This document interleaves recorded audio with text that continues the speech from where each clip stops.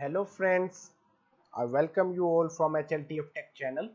And in our previous videos, what we have done, we have already done these points that are highlighted.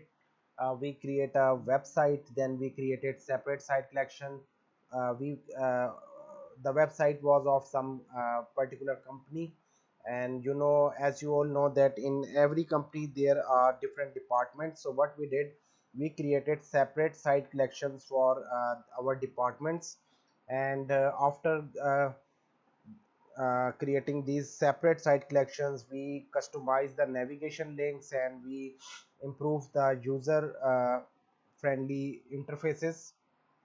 So after that, in we also created users and user group in Active Directory, and then we grant permissions to different departments.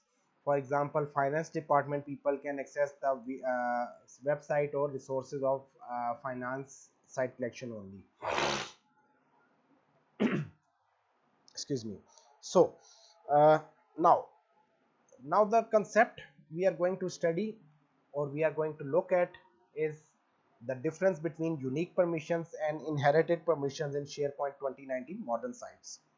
Both of these two types of permissions are being used in SharePoint 2019, and they have their own purpose and they are required by default whenever you create sub sites, or you add some apps in your site collection or in your website. By default, inherited permissions are defined, but in some scenarios it is required that you have to define the unique permissions. Let us start with a scenario for better understanding. So this is our website. We configured it in our previous videos, and after that we I right now I have logged in through Dipty Log Manager. This is the user of you can say that he is the user of my logistic department. Let me show you. This is the Dipty Log Manager. He is if I go into the member of, you can see that he is the member of log employee. And what is log employee? Log employee is the user group, and log employee is the member of uh, HLTF Tech company group. So all my groups all my groups that are all different departments are member of my company group, because all the departments lies within a company. So I have made these user groups the member of HLTF Tech company. What I did, I gave rights after logging into the admin. You can see that I gave rights. If I go into the advanced permissions, you can see that I gave right to this group the read access of my main site. This is my main site, and after that I had different site collections. Now I also gave separate site collections membership to separate user groups. That is, the department of log can only access, employees of the department of log can only access this link, that is log and supply chain. But if he go into any other link, he cannot navigate. So these all portion of the video has already been covered in my previous video. If you want to look, I hope so that you have already gone through it as a subscriber. But if you haven't, I request you to go and watch that videos for better understanding. uh, and I also request you to subscribe my channel. Okay, so now we were talking about the scenario. The scenario is that uh, I want that this is a document center. This document center is a public place in which my company, that is HLTF Tech company, wants that all the public documents will be placed here. Okay, sorry, here. What I want, my company wants that all the public documents of my site are placed here for easy access to the employees. So what I am going to do, I am going to enable the inheritance.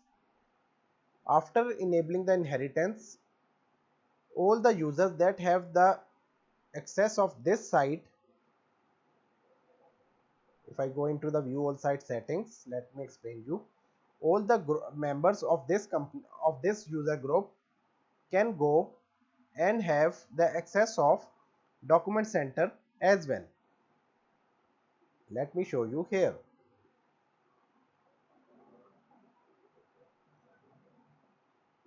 Because I cannot edit here, because by default these permissions are inherited from the topmost main site.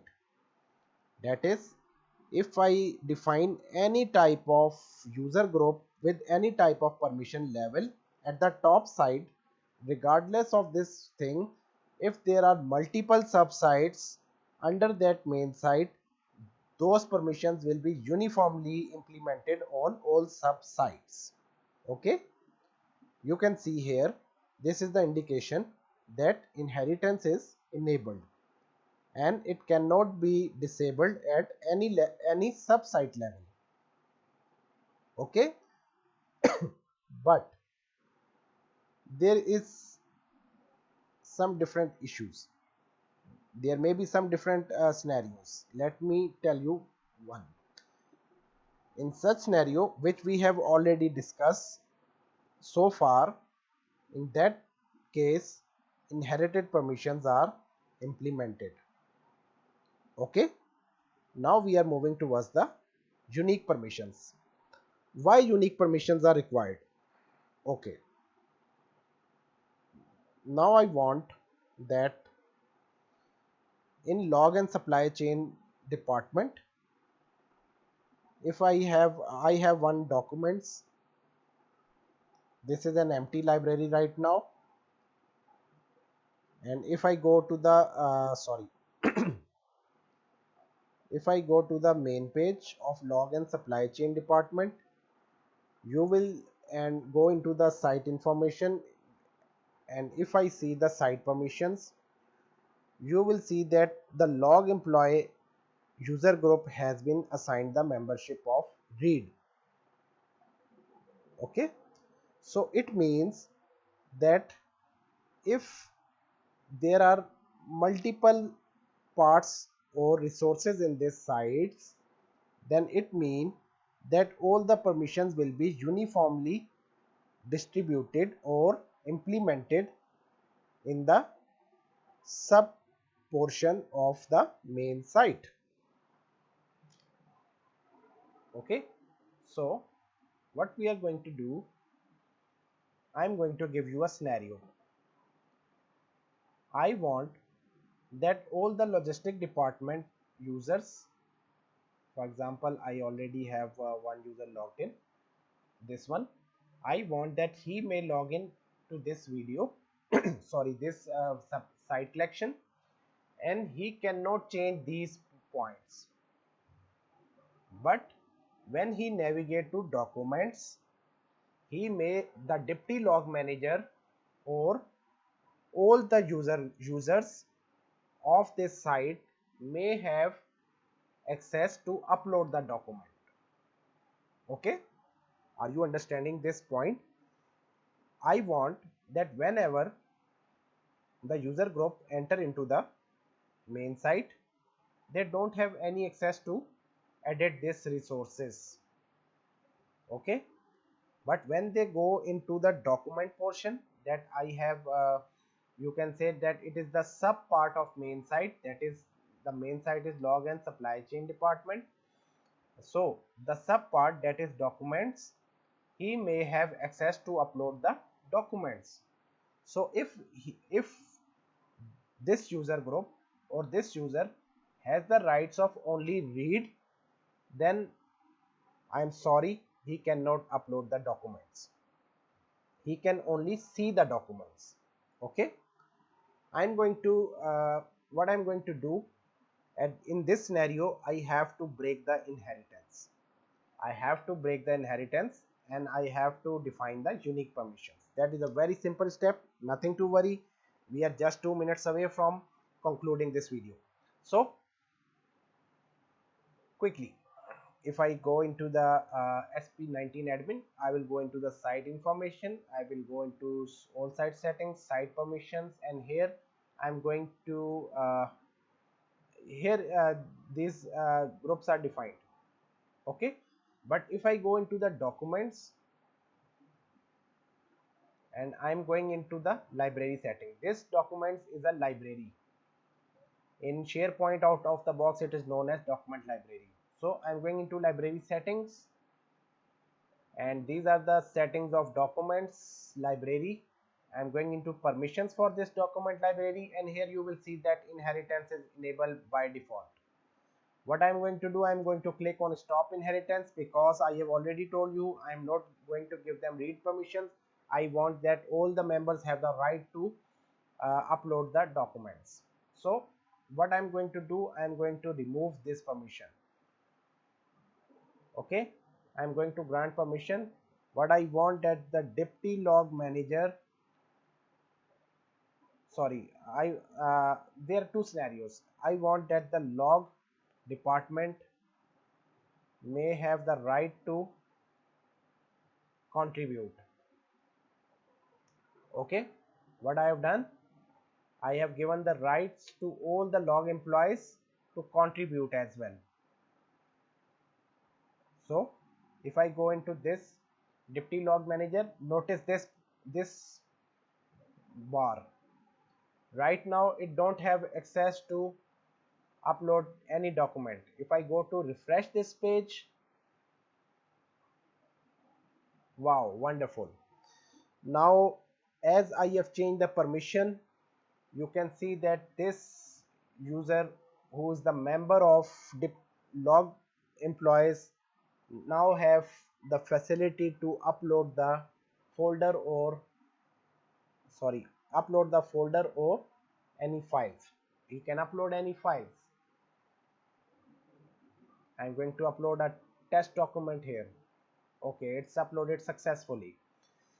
But if I go into the main page of the logistic and supply chain department, this user don't have permissions to edit the web parts or edit anything. So at the top of the site, I have given the permission of only read or view. But when I go into resources, I'm going to change the permission level from read to contribute. So for this, inheritance model fails. We have to define the unique permissions. So this was the major difference between unique permissions and inherited permissions in SharePoint 2019 modern sites. This one is very important concept to understand. If you have any query regarding the this point, that is the difference between unique permissions and inherited permissions, please feel free to leave it in the comment box, so that I may explain you further and I may resolve your query as well. I thank you all for watching this video.